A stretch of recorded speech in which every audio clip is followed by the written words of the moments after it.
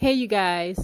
I wanted to come to you guys this morning on something a little different. And this was on my mind all night long. And I said, let me get up and just do a basic PSA, if you will. All right. I'm not cussing nobody out or nothing like that. A different type of PSA. I want to talk a little bit about Black women's health because,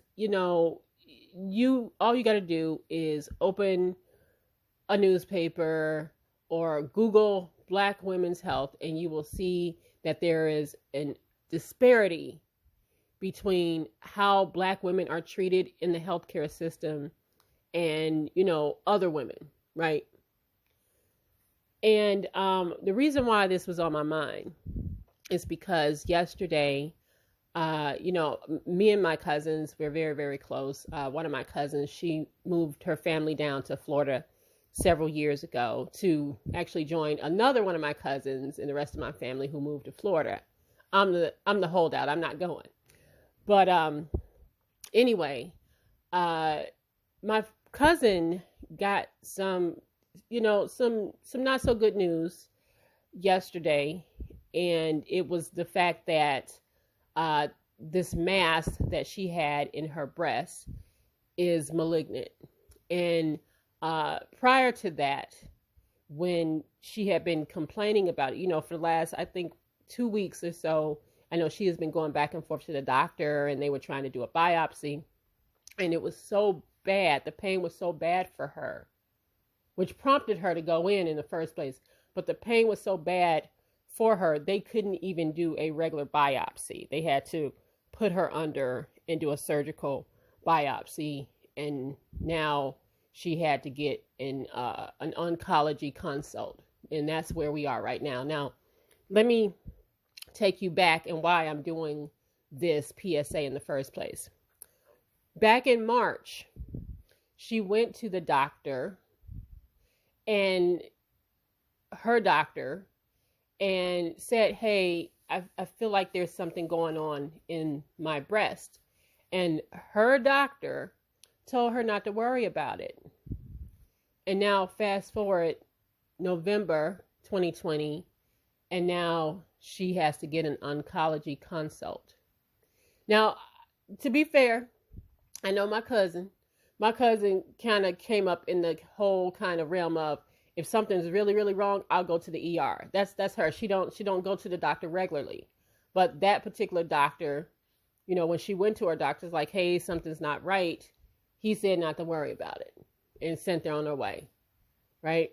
And maybe it didn't bother her so much to the fact that she felt like she needed to go and, get another or a second opinion, or that she trusted this person enough to say that if they said don't worry about it, don't worry about it. But now here we are. And it just reminds me of how Black women are treated, and our concerns, our pain is never treated seriously or taken seriously. And we're the ones that's doing the dying. They telling us not to worry, but they ain't got to do the dying, right? And my cousin's been on my mind all night, and I think about, how Black women, post-pregnancy, during pregnancy, are dying, right?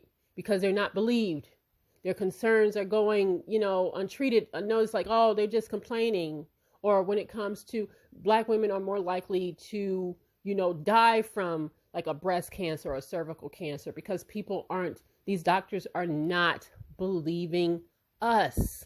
They're not taking our concerns seriously.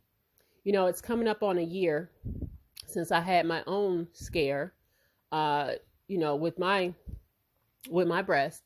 I kind of did a little thing almost a year ago. It actually happened right before Christmas, right? I was lying back in my bed.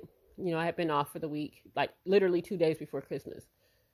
I was off, and I was just lying back, and I felt a lump in my breast. Now, my doctor, I think I have a pretty good doctor, and she's always like, did you do your breast exam, blah blah blah. When I go, she'll check and everything like that. But I admittedly don't check my breasts regularly. I just didn't. Now I do, but I didn't. And I felt something. I called my doctor, and I was able to get in, over to radiology and get a mammogram. And turns out there was something there, right?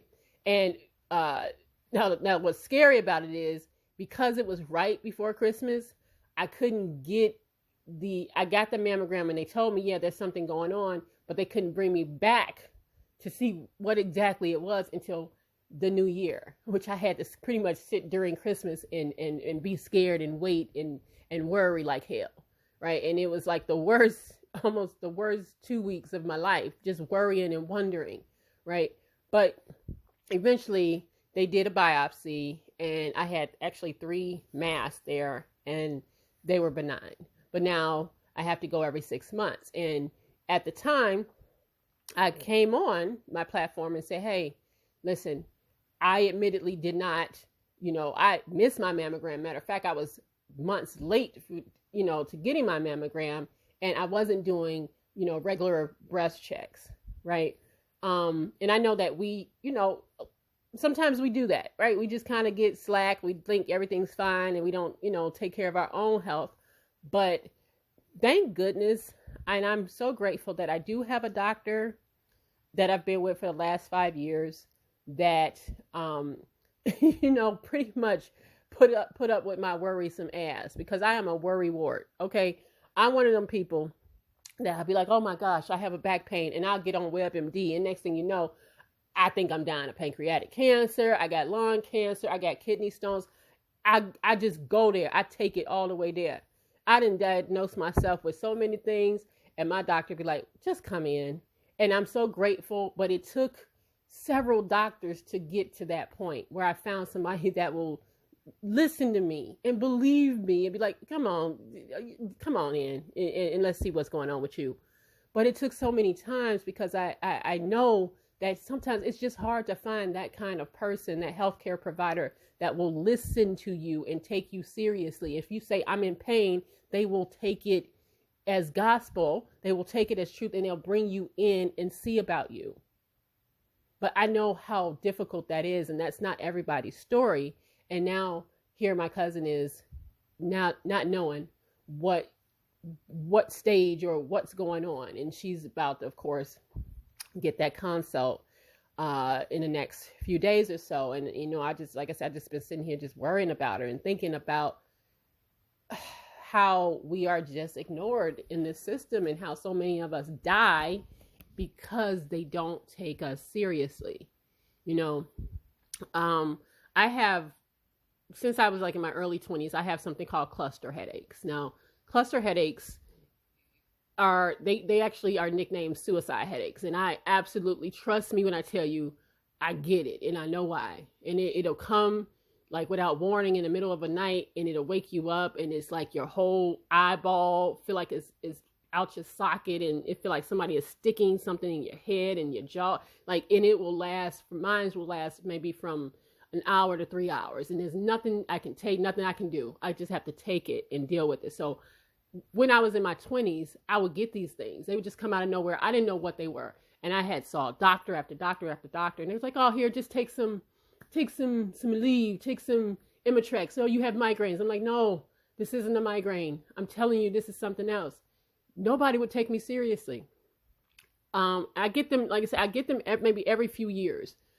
Last time I got them, when I first started seeing this doctor, she got me into a neurologist.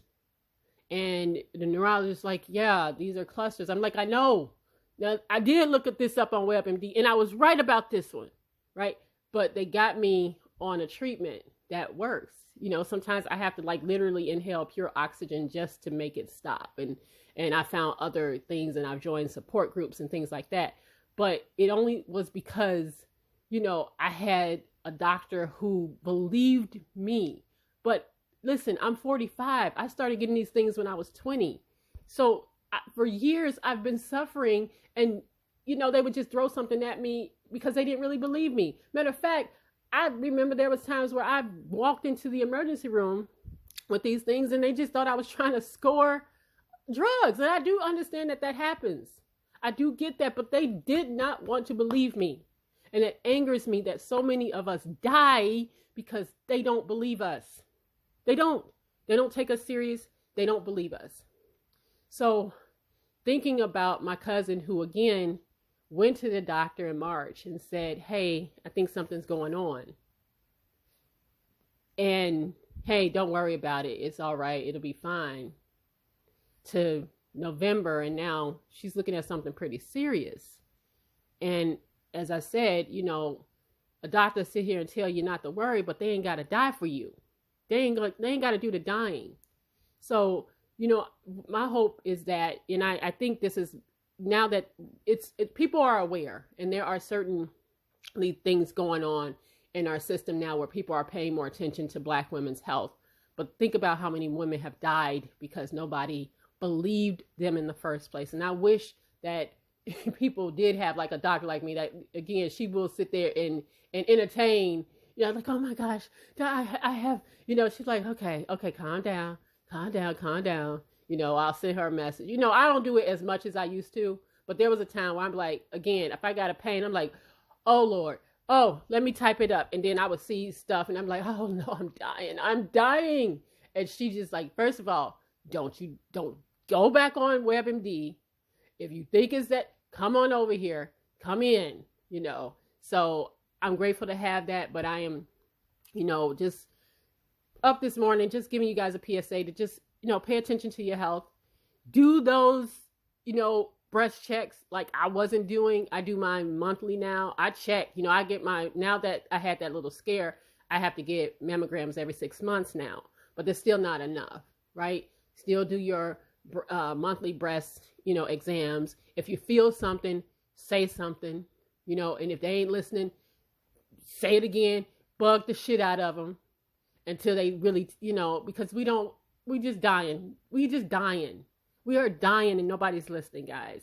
And it's such a shame, especially in childbirth and things like that. It's such a shame to see young women die from childbirth, like they're in some third world country, simply because they don't trust and believe us when we say we're in pain. So I was on my heart this morning. I'm thinking about my Black women out there, because we all we got a lot of times, ladies. We are really all we got. So we got to take care of each other, encourage each other to go and see about yourself. Go and see, because again, with my cousin, we were just like, girl, if Marge, if you felt something, why didn't you go to them? You know, but you know, you want to believe that your doctor is going to take care of you, but that's not always the case. And a lot of them don't care, and a lot of them just don't believe us, you know. So I'm just, you know, thinking about my cousin, praying over her, praying for her, and, you know, ask that you guys, you don't have to, you know, but just pray for her, and I'll keep you guys updated on all of this. But take care of yourselves, ladies. And I love you, and I just wanted to offer that to you this morning before I get up out of here. All right. I'll see you guys on the next video. Take care.